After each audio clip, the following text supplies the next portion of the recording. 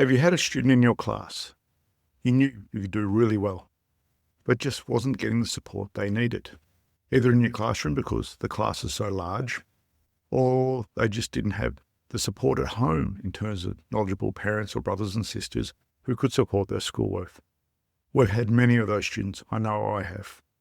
What if we can come up with a solution where they can get the support they need to improve what they do in our programs and our curriculum? This is where AI can come in. If you have listened to all my other podcasts, you know that I'm a supporter of AI, both for teachers and also for students. But as I said in my last podcast, where I talked about having a break from AI and developing those other skills, today's episode is going to be how students can use AI to improve their performance and their personal growth.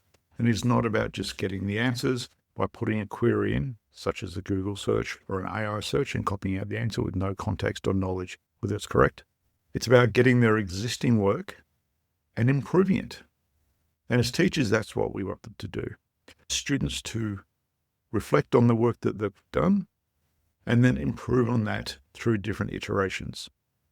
Now, in the classroom, because of time constraints around curriculum and the demands of up to 32 students in your class, this can at times be very difficult to do. What we need to do is develop student skills to do it themselves in a way that's truly effective and is not simply using other people's work, whether it's online or through AI. It's important, again, when we do this episode, that it requires context or subject knowledge to understand what the output or the information is giving us. They need to be able to assess and evaluate. So in the examples I'm going to go through today of what you can teach to your students in and outside the classroom, building on their own and existing knowledge to improve what they've created, to improve how they respond to the questions we give them in an academic context. So let's get into it. Hope you enjoy this episode of Teachers AI Cafe. You can subscribe. I've been getting more and more listeners according to my stats. That's fantastic. And if you're enjoying it, please leave a review. If you've got any questions, certainly email me and I'd love to hear from you. Building on your questions allows me to create much more targeted episodes to address what you want to learn out of it. When I run my weekly drop-ins training in AI within my school, teachers just come in with their questions. We sit there and work through them using AI, how we can actually do it. Some I already know how to do. Some we learn together as we're going through. As we do as teachers, we build and support each other. So please send the questions through. My email address is in the episode notes. Please hit me up. Now let's get into it. The three examples I'm going to go through here, I know work. I actually use them with my own daughter who's now doing ATAR. For people outside Australia or Western Australia, this is the university level subjects that you do in senior school to gain a score to get into university. She is a very studious student. She spends a lot of time studying, but at the same time, I'm showing her how AI can make her more efficient and more effective in the creation of her study notes. The first example we're going to look at is when I was chatting to her. Now, her older sister, brought to her light and what I was promoting, is a fantastic little program called Anki. Anki. I do recommend it to your students. It is a free program. If you're using it on a computer, it costs on the mobile, I've been told, where you load up text files of information and essentially creates digital flashcards that you can set how many questions you want per day, how well you answer them, and then it learns where you have problems and what. So you do know, once you've set up, it's an ongoing retrieval activity that students can constantly test their knowledge. It's fantastic. I recommend your students use it. She's coming home from her ATAR subjects with pages of handwritten notes, and she is transferring them into Anki. The process she was doing before I spoke to her was she'd get her Anki notes, go through, highlight it, summarize it down. Then she'll type up those notes. So she'd get a keyword or concept and type out the description of the question to go with it, put it into a file, then you upload that to Anki, normally a text file. This was taking hours, literally hours, because these courses have lots of contents, lots of notes. What I showed her to do was how we use ChatGPT or any of the AI systems to actually shortcut this process. The steps to do this is quite simple. We opened up a notebook with all the handwritten notes. We took a photo using her phone, and we upload that photo to a desktop computer. So if we've got a topic 3 pages, she'll take a photo of the 3 pages. We then upload those into ChatGPT. The first prompt that we wish to do is actually transcribe the information out of the textbook to make sure it's come across correctly. So we ask your AI system to transcribe word for word the information and the images provided. And it'll then go through and write out word for word the transcript from the pages. At this stage, she needs to check, or the student needs to check, that obviously the transcription's gone across correctly and it's all fine. Once we've got all our information into a digital format that we can edit, from the AI, extract the key points of this topic and create flashcard notes for that, with the word and the concept in one column, and in the second column, put the question or the information to be asked as a prompt. It will then generate this information. It'll normally put this in a table format. At this point, you have your student or yourself check the information that's in the table, and you can either copy and paste it into something like Excel or a text file with the columns, or in my case, I would ask AI to export it to a .txt file. I will then take that TXT file in the correct format. We'll then take that file and upload it into Anki, and we're cooking with gas. Therefore, it's set up. Now, this has saved my daughter literally hours, and something she can now do in 10 or 15 minutes, can do entire topics. And now it's a normal part of her routine each week. She's creating these cards in preparation for her assessments and her exams at the end of the semester. That is number one.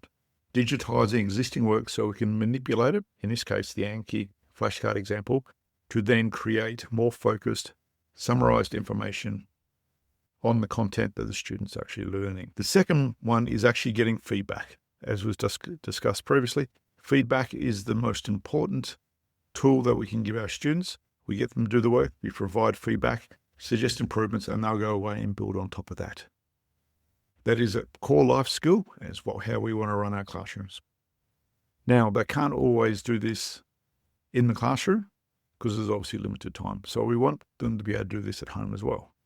Same sort of process, whether it's typed or handwritten, we want to get the information into our AI system. So if it's a digital, we can upload the file or copy and paste the information in there. What we also want to do is ask the AI, just say, I'll take the example of history is the best example. So ask it to act as a history teacher in the role of assessing this. We then load in the curriculum points or the curriculum document and the marking key for the assessment. For example, if it's an essay, we then ask it to compare the marking key and its knowledge against the curriculum of what is missing from, in this case, an essay, what is missing from the essay that the student has drafted. This is important because we want students to produce their own work first. Getting them to first attempt the work is very important. And I suggest this done at a later draft because we want students to go through the process of research and development and then building links within their learning area to develop an extended, or in this case, an essay response that's coherent and follows the structure we want them to do. They'll get maximum marks. Now that it's actually in the system, we've got our student essay, we've got our marking key, we've got our curriculum points, and we're obviously asking AI to act as an expert teacher in that area. We want to ask is not to edit or improve it. You want to give feedback of what is missing from my essay to gain a higher mark.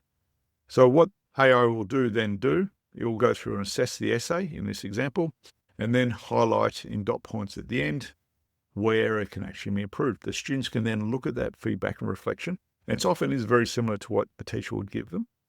And then think, okay, yes, that's relevant. Okay, I see where I've missed out this information. And go back and write another draft and improve it to get those additional marks by getting the feedback when they need it.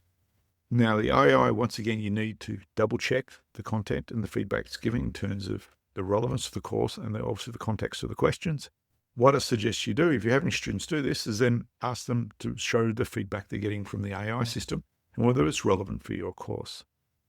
But as AI learns and gets smarter, because today it's the smartest it's ever been, it's also the dumbest it will ever be, as we do more and more of this type of work, the AI responses will get more relevant to the work that we're doing. This can be done in essays, this can be done in short answers.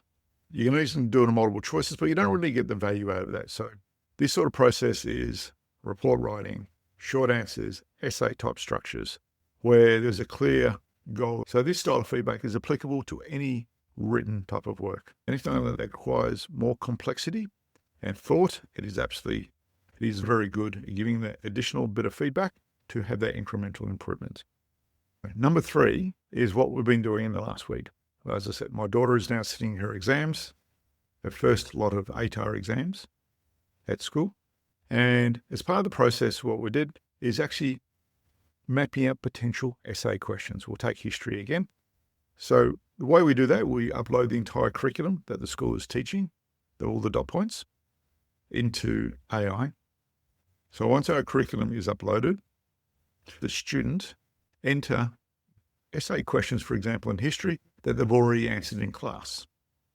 So that way the AI knows we've already been assessed on topics A and B. What could the history teacher provide in terms of questions based on the curriculum during the exam? When we ask it to do that, it will then print out during the exam. And at the same time, we actually also ask them to give me the top 10 most likely essay questions for this year group and for this topic. Then AI will produce for us, based on that information, 10 possible essay topics that they might get in the exam. And what the students can then do is use those as in their preparation for exam writing. For example, if we're looking at, say, the Great Depression, we can have 10 different types of essays that may be asked around the Great Depression and the response of FDR. Now, these 3 different strategies are really simple, but very effective for our students. By teaching them these skills, we're doing 2 things. 1, we're teaching them to use AI properly to build on what they already know, build on their existing skills for personal improvement. And that is where I use AI myself, where I guide other teachers to use it, is what do you know? What can AI help you do better, more efficiently, or more effectively in less time? The second point is allowing students to get feedback they might normally get in the time. Particularly if you've got that quiet student that doesn't like coming to speak to you outside class and you've got to prompt them in class, this is a way for them to get feedback in their own time that's directly relevant to them. Once again, when we're teaching students this, we want to ensure that they're bringing this information, feedback that they're getting from AI, and discuss it in class if they've got any concerns about that, particularly before we assess them. Hope you found this useful today. So these are 3 steps you can use immediately with your students in class to utilize AI for their personal development, not for cheating. So I hope you've enjoyed this, whether you're having a cuppa, on a walk, or in the car. Please email me any questions or topics you'd like me to cover, and keep up the good work in your classroom. Till next time.